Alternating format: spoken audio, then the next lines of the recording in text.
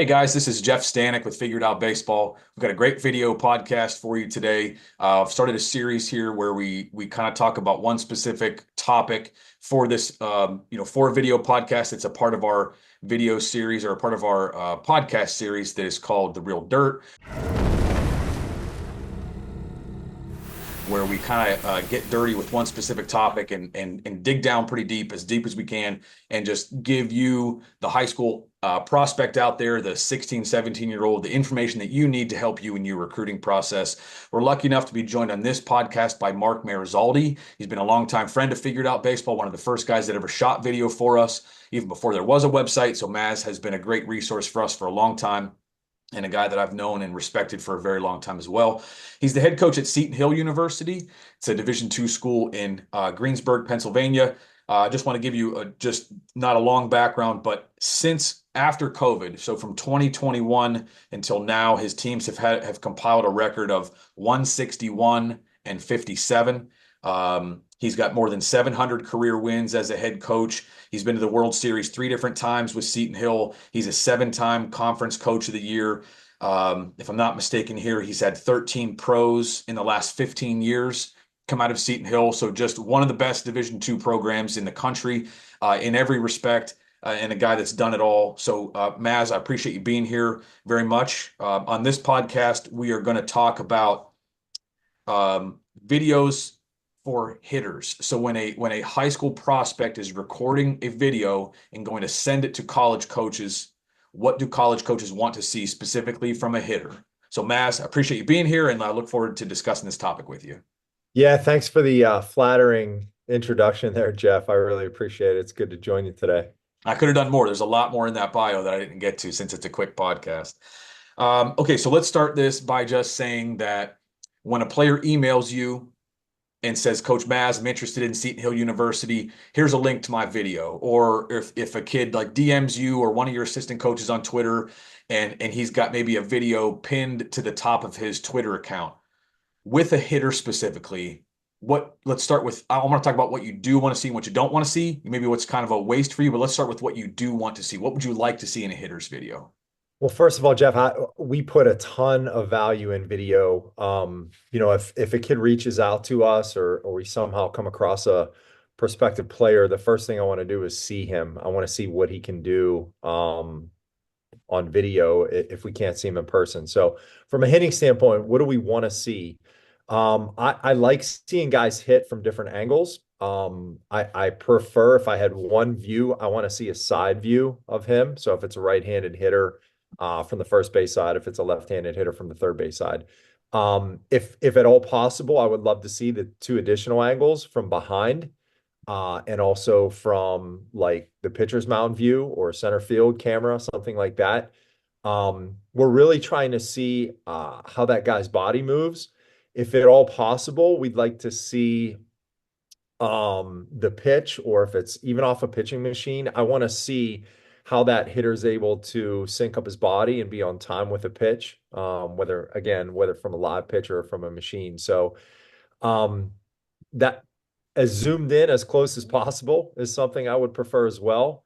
Not to get too far into the don'ts, but a lot of the videos that are sent to us or what you see on Twitter are highlight videos that are filmed from, up in the stands, and it's just really difficult to see how guys are moving. I'd like to see what kind of pitch too, right? Like seeing a guy have some success on video off a 72-mile-an-hour fastball is a little bit different than seeing him being able to handle and be on time for a low 80 slider. So having some, I guess, perspective of what type of pitching he's facing, again, whether it out of the hand or a machine. But the video for us, we really want to see, how does a guy move? What's his bat path like? What kind of timing does he have? Those are probably the 3 main things in video. Will you recruit off of video for a hitter? How far does video get a guy for Seton Hill? You see a video and it's about as good as you could see, and you see all the things you want to see. How far does video get a hitter for you guys, Mass? Yeah, so that's a good question. It depends on when we're seeing it, right? Like we might see a guy play live in person first and then go watch his video later. We may be at a game and that guy's getting four at bats and maybe he only gets off two or three swings. I can't really tell. I love seeing BP, and then being able to compare it to a game swing. Um, so if we get a video first and maybe we haven't seen that guy play live, evaluating his athletic movements as a hitter, his bat path, maybe even having an idea on bat speed, that'll get us interested. You know, if we see some positive things in video, the next step for us would be, okay, let's go see this guy live in a game and see if we're seeing the same swing in a game as we do in BP. If you see BP video, does it make a difference? Do you have a preference? Is there any advantage to seeing either off of a machine with velocity, overhand BP, or front toss flips? Because obviously those are um, different velocities. You're seeing different things. Do you care what you're seeing? Do you want to see a little bit of all of those, or is there an advantage to one or the other? Again, from your perspective, when you guys are recruiting a guy and watching video. Yeah, if I get a video of a hitter, I would probably want to see all of those things, to be honest with you. If he's hitting just some front toss, that's just gonna give me an idea of what his swing looks like. If he's hitting out of the hand BP from maybe 40, 50 feet, now that's gonna give me an idea of how he times up, and his rhythm and timing. And now if he's gonna hit off a machine, that can kind of maybe give an indication of his bat speed, if he can stay on spin, right? If it's a hack with sliders, stuff like that. So all of those things are important. I think if you can show all three of those things, that's beneficial. And we don't need 20 swings of flips. Four or five is good. We can tell a lot from just a few swings. Okay, so that brings up another good question. How long would you prefer a video is that a kid sends to you, or if a video is 5 minutes long, how much of that video are you going to watch, or does it depend? If it's just hitting, I don't think it needs to be any more than 60 seconds. If you can give me 20 seconds of front toss, 20 seconds of BP, 20 seconds of machine from a couple different angles, that is absolutely plenty. To me, when I'm watching video of guys, and you kind of touched on this, one of the things I think is not nearly as valuable as kids think it is watching highlight video. So, for example, a kid has a video that he sends you, and he's got 15 hits in there, from games, and the only swings you're seeing are the balls that are put in play and that are usually hit pretty hard. How much value do you put on those? If you were talking to a group of 16, 17, 18-year-olds right now who are trying to get recruited in college, um, would you recommend that they use that video, but at the end, after you see Cage video, would you recommend that that's not even a part of their video that they send out? Just want to kind of get down to how valuable the game highlight swings are for you on video. Um, for us to be able to judge his hitting skills, I don't think those highlight videos hold a lot of value. The only thing that may provide me is an idea of, okay, well, this guy's had some success at high school level or in the summertime. But again, it's relative. Unless I know what type of pitching he's facing, um, yeah, to your point, like you're only seeing the good stuff too, right? So there's a little bit of value in me seeing a guy hit doubles and home runs and singles in a highlight video, but I personally would put much more value into a little bit closer look of batting practice and seeing how his body moves. I just was talking to a family about this a few days ago and kind of said that same thing. Um, and then let's talk one last thing that I want to discuss here, or one of the last things is you kind of mentioned earlier, the one of the things you don't want to do is have game film, particularly if you're going to do game film. When I go out and scout high school kids in the spring and send those videos to guys like you and say, hey, I saw a hitter today I think you'll like. I don't have Cage swings from that day. All I've got is a game at bat or two, but I'm going to try to do some certain things in that film to give you the best perspective that I can. But let's talk about some things you don't like to see or that are kind of a waste of time. So if you open up a video and these particular things are happening, you might just end up closing the video, not because you don't like the kid, but because the video is just kind of useless to you. And one of the things you mentioned earlier was being too far away, not being zoomed in enough. Are there other things that to you just kind of are not worth a kid when he's putting together his video to send you, things that they can just leave out? I don't need to see a guy hit off a tee. Exit velocity off a tee doesn't mean a whole lot to me personally. Filming from like really far away, like up on the hill during a high school game, to me that doesn't hold any value at all either. Um, yeah, and really maybe just getting one zoomed in angle, without perspective of the pitcher, or the pitch that's coming in. I don't think that holds a lot of value. I like seeing side angles, but I got to see some additional angles to go with it. So no tees, no highlight films from a mile away, and give me a few different angles. Do you like exit velocity if it's off of, just say that a guy has access to a TrackMan and he's hitting off of either overhand BP or a machine that's throwing relatively decent velocity where he's got to time it and he's also got to sort of hit the ball where it's pitched. Um, does that, do you want to see exit velocity in those settings if a hitter has access to that? If they have access to it, I would like to see it on every swing. I don't need to see just the 197, right? Because the other 15 swings might have been 65. Average exit velocity would hold a lot more weight than max for me. Okay. Um, when it comes to if a parent, a lot of times a parent is filming these game at bats. So a lot of times we are speaking to parents here that are the ones behind the camera. The kid doesn't often operate the camera, right? So the parents that are watching this, if they're up pretty close and they've got both the hitter and the pitcher in the frame, so you kind of see that it's zoomed in, but you have the pitch being delivered. And would you rather the parent stay on the ball and follow the ball when it's hit pretty hard or pretty far, or would you rather the parent follow the player and watch him run the bases? That's a really good question. I think I'd rather see him run the bases. Yep. Yeah, I want to see, that's the other part of being a good offensive player in college. It's not just swinging the bat. It's, having a little bit of, maybe you can see his athleticism down the line, how he runs the bases. Is he aggressive? Is he reading balls correctly? So, yeah, that's a great question. I think I would rather follow the player than the baseball. Because most parents, especially if a guy hits a double or a ball that like one hops a wall or something, they want to show you how far their kid can hit it. So just to Yeah. kind of finish up on this, that's not as important as it might seem to you to watch the ball travel and again one hop a wall or like go to the warning track or hit off the wall or something like that, just to kind of show you that they've got that kind of power.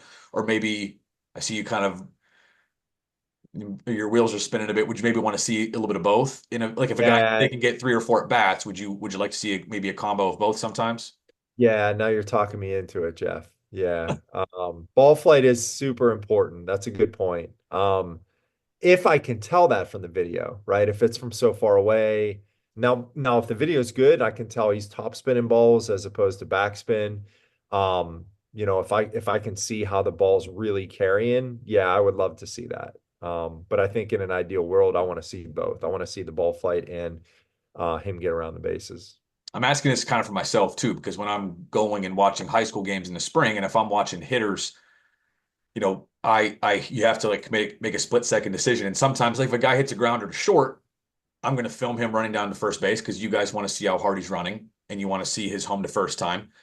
But if a guy like laces one in the gap, a lot of times I'll try to follow that ball so that you can kind of watch the ball flight and watch how well that ball carries and then try to like, pan back on the kid. And especially if he's going to try to leg out a triple or whatever. So sometimes, even me when I'm filming, I'm not exactly sure what to get because I know I figure like you probably want to see both, especially if a guy hits a legit home run on a legitimately big field, like you kind of would like to see that he's got some over the fence power, particularly if it's not like right down the line, if it's opposite field or straightaway center, but at the same time, like you want to see him run the bases. So that question was partly for me too.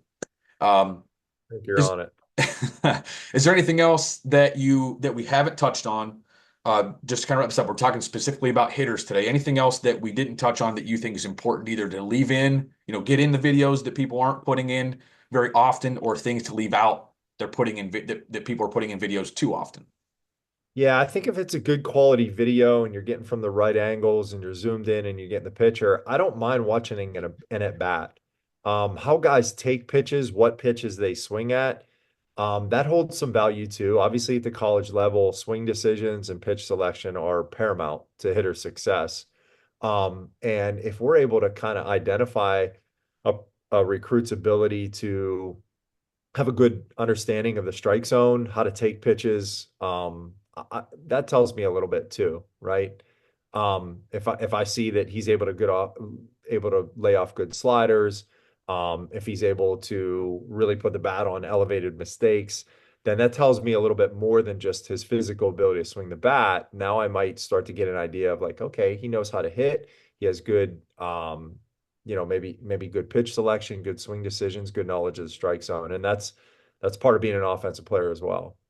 I've actually posted video of high school players before where they end up walking if I think the at bat is good enough to post, meaning just say for example, he gets a couple pretty good pitches to hit, and maybe one he's right on time but fouls one straight back, and then the next one he hits it hard but it's down the line and it's just foul, and then he lays off a couple borderline pitches, then he fights off a two-strike pitch that was, he needed to foul off, and then he ends up like working a walk. I'll post that even though the guy didn't end up putting the ball in play and whatever, because I think just like you said, I think sometimes you can see a lot about a hitter just from that.